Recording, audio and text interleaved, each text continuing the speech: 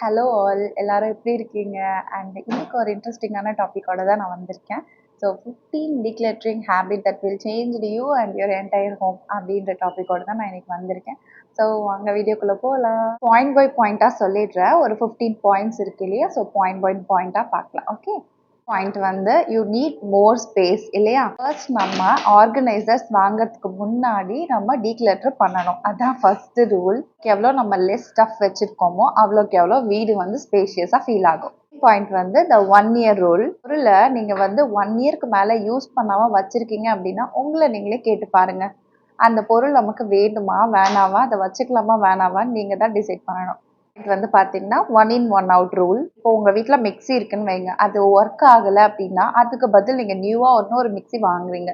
So அந்த மிக்ஸியை வந்து வச்சுக்கிறதுக்கு முன்னாடி ஓல்டு ஒன்னை வந்து நீங்கள் டிக்ளேட்டர் பண்ணி ஆகணும். இந்த மாதிரி எல்லா அப்ளையன்ஸ்க்கும் எல்லா எலக்ட்ரானிக்ஸ்க்கும் பொருந்தும், எல்லா திங்ஸ்க்குமே பொருந்தும். எதை நீங்கள் ரிப்ளேஸ் பண்ணுறீங்களோ எல்லாத்துக்குமே அது அப்ளிகபிள் ஆகும். ஸோ நியூவாக ஒன்று வருது அப்படின்னா ஓல்டு ஒன்னை டிக்ளேட்டர் பண்ணணும். இதுதான் 1 in 1 out ரூல்.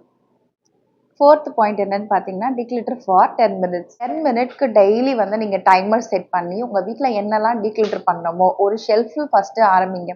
ஒரு ஷெல்ஃப்க்கு போங்க. அந்த ஷெல்ஃபில் உங்களுக்கு என்னென்னலாம் வேண்டாம் அப்படின்னு தோணுதோ, எக்ஸ்பைரி ஆனது, உடஞ்சி போனது, இது எல்லாத்தையும் நீங்கள் வந்து டீக்ளட்டர் பண்ணலாம் இந்த 10 மினிட்ஸ்க்குள்ளார. இந்த மாதிரி நீங்கள் குட்டி குட்டியாக ஸ்டெப் எடுத்து வச்சிங்க அப்படின்னா அது ஒரு பிக் ரிசல்ட்டாக உங்களுக்கு கிடைக்கும்.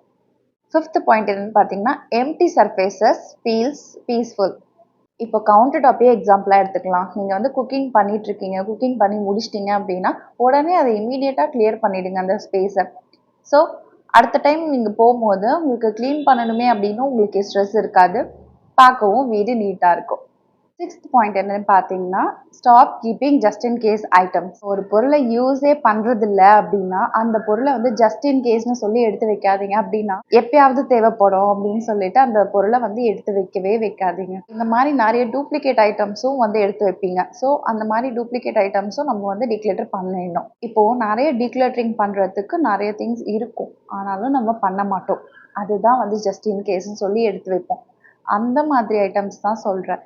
இப்போ நீங்கள் நிறைய டூப்ளிகேட்ஸ் வந்து வச்சுருப்பீங்க, அதை வந்து இது போயிடுச்சுன்னா இது தேவைப்படும் அப்படின்னு சொல்லிட்டு வச்சுருப்பீங்க.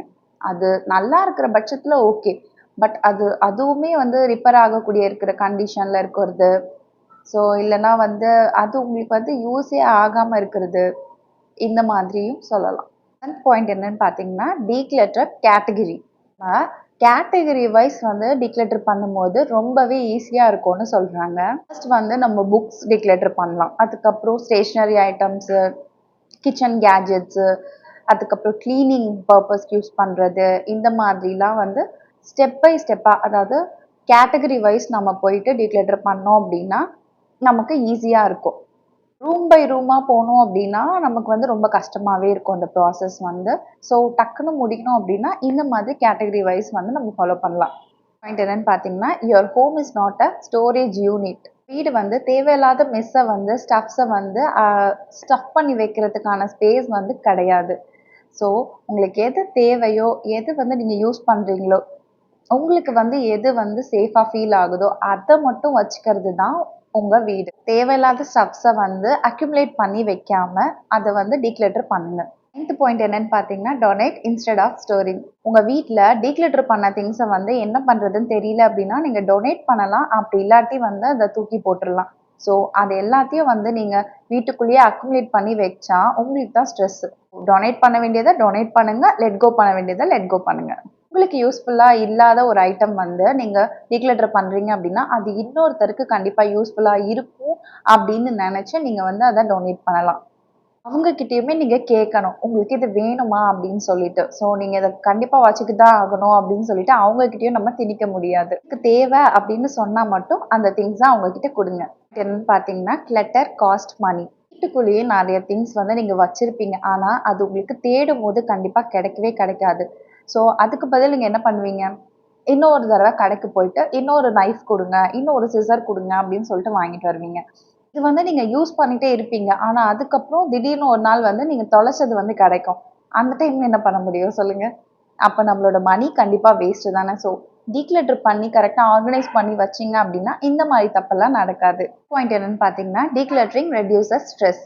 ஒரு நீட் அண்ட் கிளீனான ஹோம் வந்து நம்மளோட ஸ்ட்ரெஸ்ஸை வந்து நிறையவே குறைக்குது அப்படின்னு சொல்கிறாங்க. எப்பவுமே நம்மளோட வீடு வந்து ஸ்ட்ரெஸ் இல்லாமல் இருக்கணும் அப்படின்னா நம்மளோட வீடு எப்பயுமே வந்து நீட்டாக க்ளீனாக மெயின்டைன் பண்ணிகிட்டே இருக்கும்போது இதை செய்யணுமே அதை செய்யணுமே, இந்த வேலை அப்படியே இருக்குது அந்த வேலை அப்படியே இருக்குது அப்படின்னு சொல்லிட்டு எந்த ஒரு ஸ்ட்ரெஸ்ஸும் நமக்கு இருக்காது.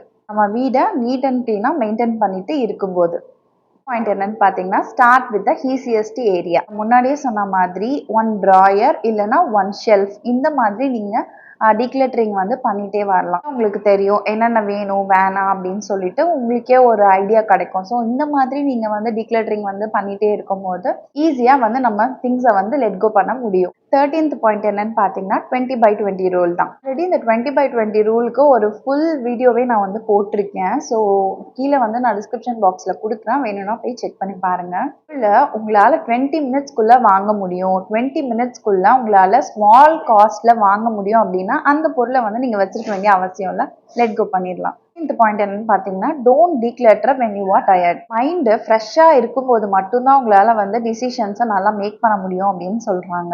நீங்கள் சேடாக இருக்கீங்க இல்லை உங்களுக்கு வந்து டயர்டாக இருக்குது அப்படின்னா நீங்கள் கண்டிப்பாக டீக்ளட்டர் பண்ணாதீங்க. அந்த டைமில் உங்களால் எந்த முடிவும் எடுக்க முடியாது.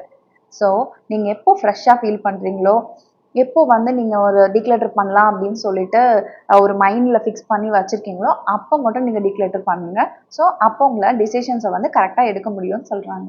15th பாயிண்ட் என்னன்னு பார்த்தீங்கன்னா, ப்ராக்ரஸ் ஓவர் பெர்ஃபெக்ஷன். நேற்று வந்து டீக்ளட்டர் பண்ணதை விட இன்னைக்கு வந்து நீங்கள் எப்படி பண்ணியிருக்கீங்க அப்படின்றது தான் முக்கியம். ஸோ ரொம்ப பெர்ஃபெக்ஷனாக இருக்கணும் அப்படின்னு நினைக்க வேண்டாம். நேற்றைய விட இன்னைக்கு வந்து நம்ம பெட்டராக பண்ணாலே போதும். இன்னைக்கோட டாபிக் வந்து முடிஞ்சிருச்சு. நம்மளும் வீடியோவோட எண்டுக்கு வந்துட்டோம். ஸோ இது வரைக்கும் பார்த்து சப்போர்ட் பண்ண எல்லாருக்குமே ரொம்ப thanks. Keep supporting me and subscribe பண்ணுங்கள், லைக் பண்ணுங்கள், ஷேர் பண்ணுங்கள். இதே மாதிரி கண்டென்ட் வந்து பேக் டு பேக் வந்து வரப்போகுது. So stay tuned. Until then bye from Sarah.